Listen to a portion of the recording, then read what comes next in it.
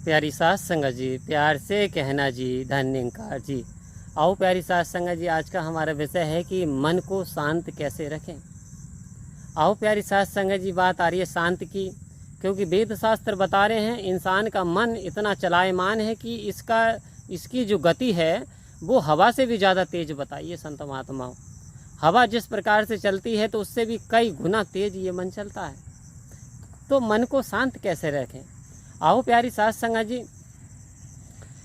जब हम किसी उत्तेजक वस्तु के साथ अपना नाता जोड़ लेते हैं तो ये उत्तेजना हमारे अंदर बढ़ जाती है, लेकिन जब हम किसी शांत अवस्था में आ जाते हैं और शांत चित्त से सच्चिदानंद से आनंद से अपना नाता जोड़ लेते हैं तो ये मन ऑटोमेटिक शांत होना शुरू हो जाता है।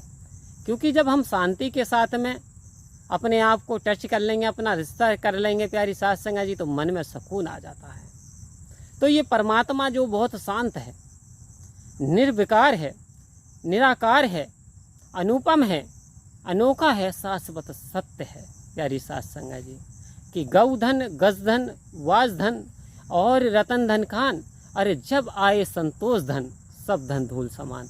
आओ प्यारी सास संगत जी, अब बात आ रही है संतोष की, सेटिस्फाइड। जब हमारा मन संतुष्ट हो जाता है, जब हमारा मन करता क्या है, मन विकराल स्थिति में क्यों आता है, मन चिंता में क्यों आता है, क्योंकि मन की इच्छाएं होती हैं, तरंगे होती हैं। जिस प्रकार से सागर में हिलोरे लेती हैं तरंगे, उसी प्रकार से मन के अंदर तरंगे पैदा होती हैं कि ये जो बाइक जा रही है इससे अच्छी बाइक मेरे पास होती, ये जो वाहन 4 व्हीलर जा रहा है इससे बड़ा 4 व्हीलर मेरे पास होता। कभी कभी हमारे मनों में ऐसी भावनाएं पैदा हो जाती हैं, इसलिए मन हमारा चलायमान हो जाता है।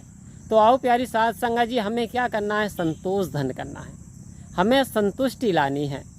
क्योंकि अक्सर सदगुरु मेरे कहते थे कि पनीर नहीं है तो दाल में खुश हूँ और मैं हर हाल में खुश हूँ, और जो बीत गया है पल उसकी याद में खुश हूँ, आने वाले साल के इंतजार में खुश हूँ। आओ प्यारी सास संगत जी, सदगुरु कहते थे हर हाल में खुश रहो। संत महात्माओं, खुशी आपके अंदर समाई हुई है, किसी आर्टिफिशियल बनावटी चीज़ों में खुशी नहीं है। क्योंकि ये जो संसार दिख रहा है आपको, ये तो क्षणभंगुर है, ये तो मिट जाने वाला है। इसके साथ क्या नाता जोड़ना, अरे नाता ही जोड़ना है तो अनंत परमात्मा के साथ, इस निराकार के साथ जोड़िए, जो कि शांत चित है, शांत रस है, स्थायी है, परमानेंट है, अजर है, अमर है, अविनाशी है। ये सर्व गुण संपन्न होते हुए भी निर्गुण है। जिस प्रकार से कमल कीचड़ में रहता है लेकिन लेप नहीं लगता। आओ प्यारी सास संगत जी, अपने मन को संसारिक वस्तुओं में रखते हुए भी अपने शरीर को, लेकिन हमें संसार में अपने मन को डुबोना नहीं है, अपने आप को लिप्त नहीं होने दिया। चाहे हम किसी भी हाल में हों, हम परमात्मा का सब्र शुक्र करें। हे सच्चे पातशाह, तेरी कृपा से मेरे सारे काम अच्छे हो रहे हैं, तेरी कृपा से क्या हुआ मेरे पास 4 व्हीलर नहीं है तो 2 पहिया तो है, क्या हुआ मेरे पास महल नहीं है तो रहने के लिए स्थान तो है, क्या हुआ मेरे पास 36 प्रकार के भोजन नहीं है लेकिन आटा चावल गेहूं तो है।